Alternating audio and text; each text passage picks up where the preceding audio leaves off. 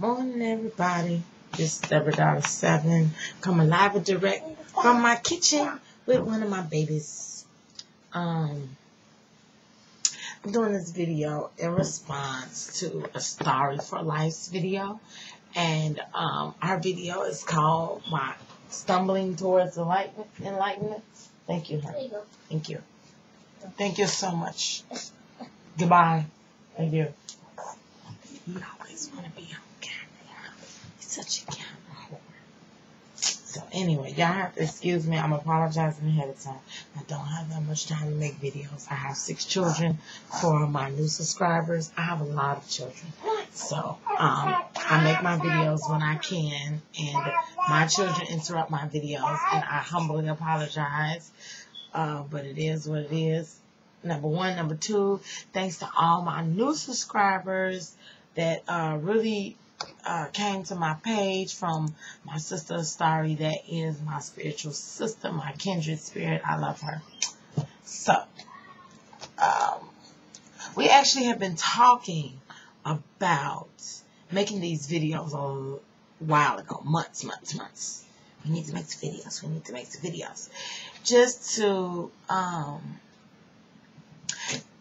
we noticed, both of us noticed, that we got to a point in our growth where there was actual, able to look back on it, able to look back and see from then to now, see the actual path, see where we came from to this point.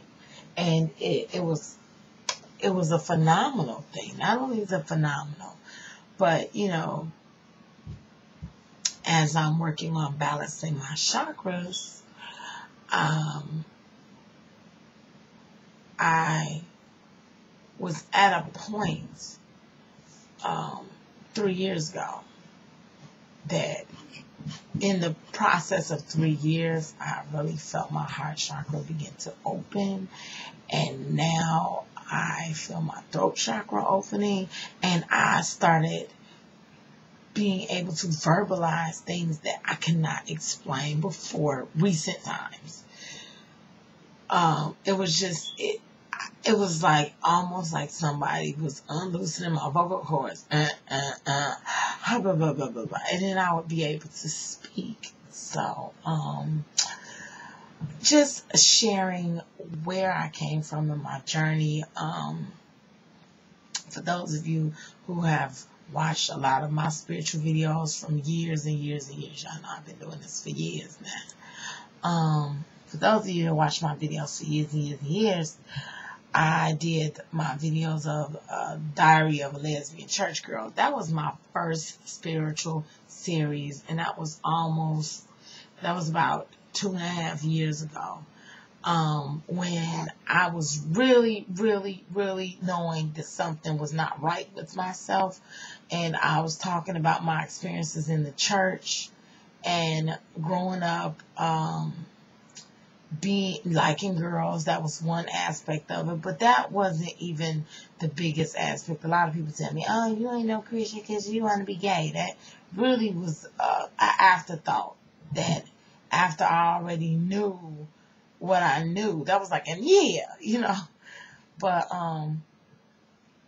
just, you know, I encourage somebody to watch the video, but I'm gonna just point out one point that really made me find contradiction. When I asked my aunt, who was a pastor of my church, about the 144,000 that would be involved in the rapture and be saved, and she told me that was only for the Jews. I was like, what the fuck? That just didn't sound right. And this was me and the pastor of my church, and me really realizing that she cannot answer specific questions that I have. And why is that? She's went to theology school and all of this. So why is it she can't answer my questions? And then being introduced at 19 to other religions. A friend of mine, I would study the Bible a lot, and you just use my own insight with a couple of my thug angel friends. The biggest thugs, some of the biggest thugs was in my Bible study group. Y'all, and I had a friend that, his studied Nawaboism. He loved Nawabo religion, and he wanted to go to the land in Atlanta, and just the whole. And you know, I found truths in that religion that I didn't expect to find. I was like, whoa. So that made me really begin to search and be open to outside of just Christianity. And when I was 25, I was dealing with white magic and, you know, just the occult and tarot cards and psychic phenomenons. And I got into astronomy and astrology. And yeah, I had some very intense experiences around 25 that scared the bejesus out of me. And I took my ass back to church because I had left church, you know. Left church because the ego was just too rampant up in that motherfucker. And I just couldn't understand how people were supposed to be so spiritual and enlightened with doing so many egotistical and ego-driven things. I realize now Christianity does not teach how to transcend the ego. And that's one of the biggest flaws of it. So I did go back to church because I'm telling you, it was just some spookiness happening that I was unexplainable, and I was scared, and I didn't have anybody to talk to, no type of foundation. So I went back to church. Left church again. Stayed out of church for some years. Had my 5-year-old, her father got killed, went back to church again.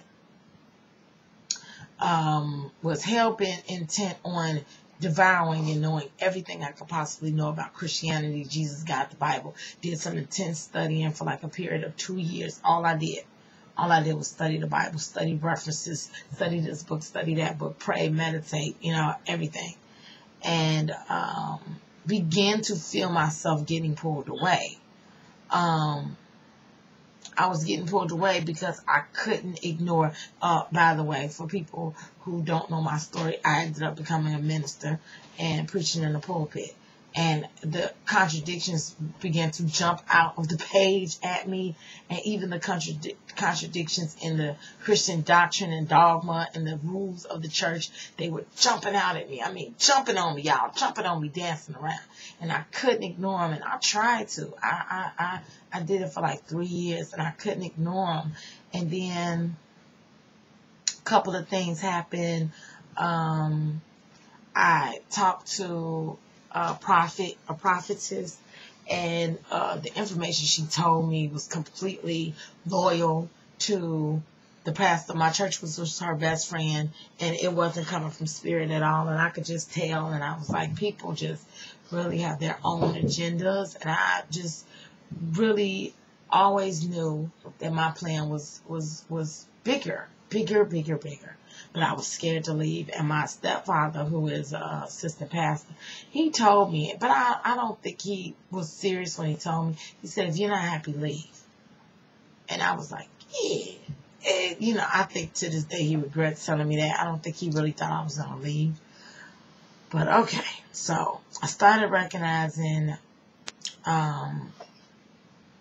contradictory behavior, things that just logically didn't make sense.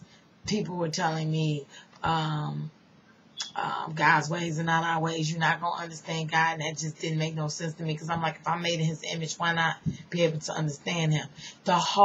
Even contradictions on what people say. My church always taught that God was within you, but they would pray to God in heaven. And I'd be like, how is God within you, but you're praying to God in heaven? Well, where is he? You know, certain things like that. Like, for instance, my church, when I was growing up, would teach, you are not the body, you're the spirit lives on. So why are you crying when somebody died? Me, personally, I couldn't understand. It was like, is it me? I can't understand. Why are you crying? If the spirit lives on and goes to this glorious place, I didn't realize people had such a fear of hell. Or, you know, just, I don't know. I never understood funerals. I mean, and it was different for me growing up because our funerals was like a church service and they were a celebration. Matter of fact, we were not allowed to wear black to a funeral. We wore colors because it was a time of celebration. It was almost like springtime. It was a time of rebirth. in our eyes. But as I got older, I realized that there were things that totally contradicted the essence of the message that my aunt taught about. Okay. So, I always had this mentality, you're not supposed to question God. Begin to question God. So instead of getting answers from God when I prayed, I got more questions. So I got pissed. This is really the beginning of my spiritual journey. It started with anger. I got pissed. I was like, I feel like I was Jacob wrestling with the angel. I was like, you know what, God? Fuck that. I was cussing at my Lord and Savior. I was pissed, y'all. Pissed. And I felt like I was getting ignored too, because I'm asking these questions, and up until then my spiritual life had always flowed. I always had the faith. I always had faith, and I was always, it is well with my soul. It's about my prayer life. I was always good about my prayer life up until that point. And I felt like the door got slammed in my face because I asked a freaking question. I can't ask a question. I got pissed off. Okay, let me make the story short. I started questioning out loud to other people. Instead of pointing out contradictions, I started pissing off a lot of people. I lost a lot of friends. I knew I was right. I knew I was right because I would present things in a manner of, and I'm going to tell you something. YouTube is really, and the internet is really what I can credit a rapid ascension. Yes, you want to talk to? A rapid ascension in my spiritual journey. Because I got on the internet, I started Googling things, and I started looking for things, and I started Googling Christian contradictions and reading all the articles that popped up. And I was like, exactly. I already knew that. Or didn't know that. Didn't realize that until I saw somebody else pointed it out to me. Then I had to question, why is it that I didn't realize anything until somebody else pointed it out? I read the Bible from cover to cover a few times. How come I never saw these contradictions? I'm sorry, y'all. She kisses me. I got to get the kisses. So,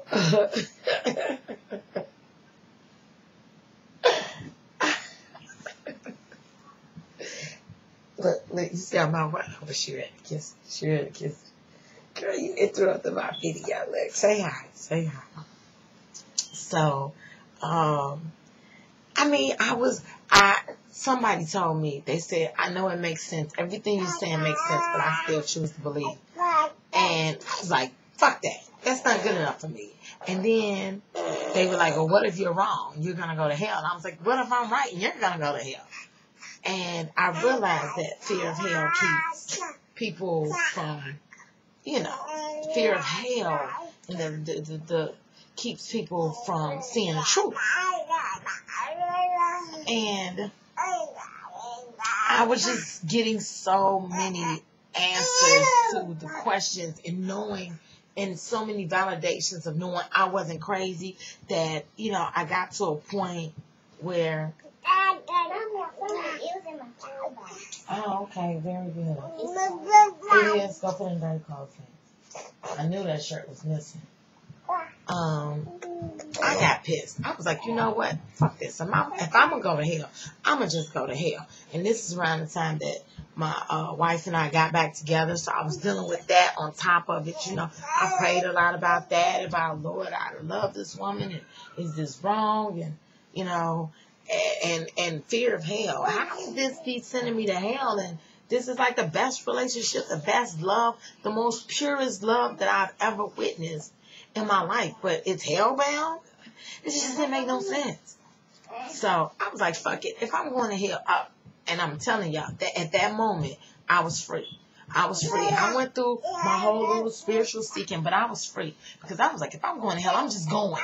I'm going, and I'll see your ass there, and I'm just going. I'm willing to go for because this don't make no sense to me, and I know I'm not crazy. So if I got to go to hell, I got to go. And I would picture myself standing up before God on Judgment Day, and God asked, and God asking me, well, why did you disobey this commandment? And then I'm going, did you see the contradiction of that? Why would you put a book, like I'm questioning God, why would you put a book on this earth that's full of contradictions and stuff that don't make no sense? And then you going to blame me for not following it? That's a setup. That's why you set me up. And now I got the burn. Like, I was pissed. I was pissed. So,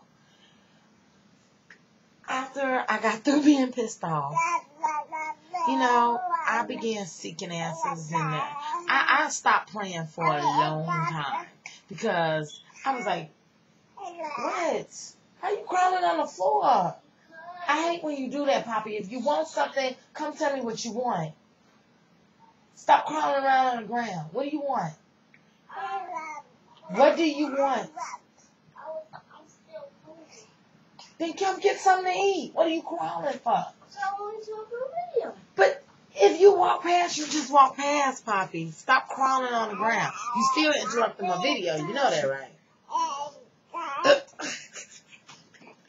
Lord Jesus. Please excuse the kid commercials. I just say kid commercial and keep it moving, Poppy. Don't worry about it. I just said I got 6 kids, y'all. That's going to happen. And I'm talking. So, I went through the refiner's fire. I stopped playing for a long time. I couldn't listen. I was mad at church. I was mad at the church for a long time. I couldn't listen to any type of gospel music, anything that I found joy in. I couldn't get my joy back because I had went through this whole, are you sure, God, you want me to be a minister?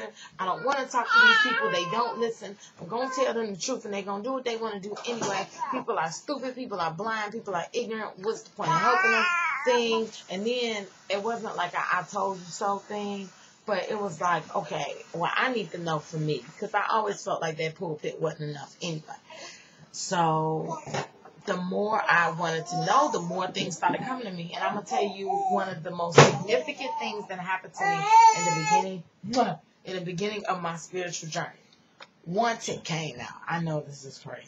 This is crazy. The movie Wanted with Angelina Jolie. Wanted came out.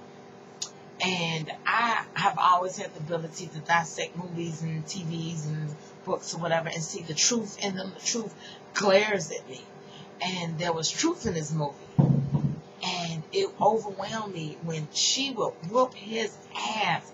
It was this part where he was tied up and she would whoop his ass, right? And she was hitting him. Who are you?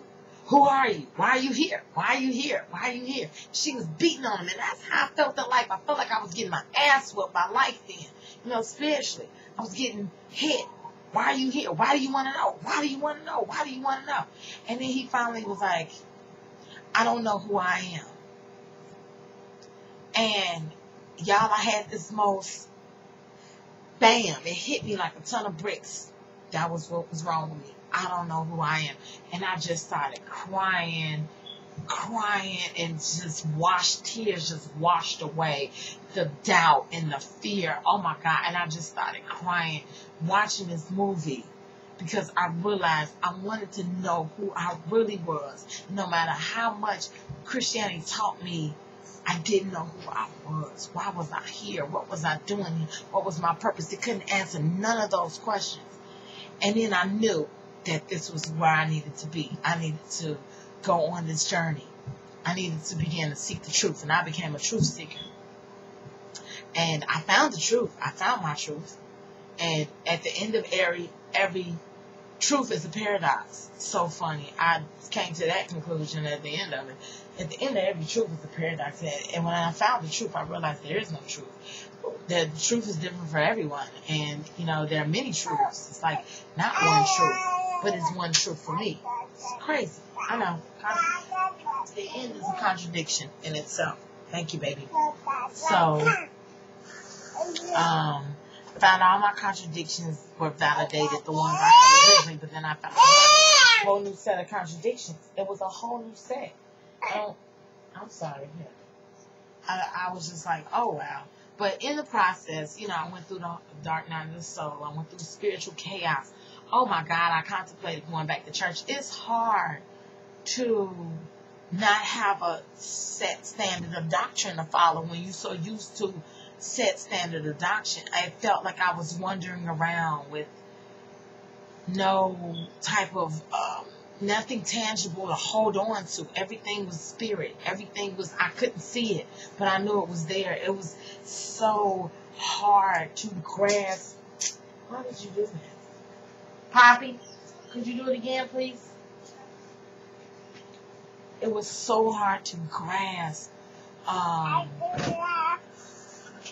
It was so hard to grasp onto. It was like I would get information, I would get different information. I would get different information. Then I started getting in different genres, mathematics and science and philosophy and astrology and I was getting truth in all of these, and you know, and then started getting truth. This is the most recent. I went back to Christianity and started getting truth in Christianity, and I could see the truth like popping out, but it made sense from a different perspective. It made sense from a more spiritual perspective.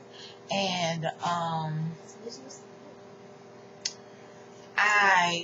when I started really getting to know self and understanding that, you know, everybody's perceptions is different, that's when I got out of the angriness and the bitterness and, you know, began to embrace everything as a universal love.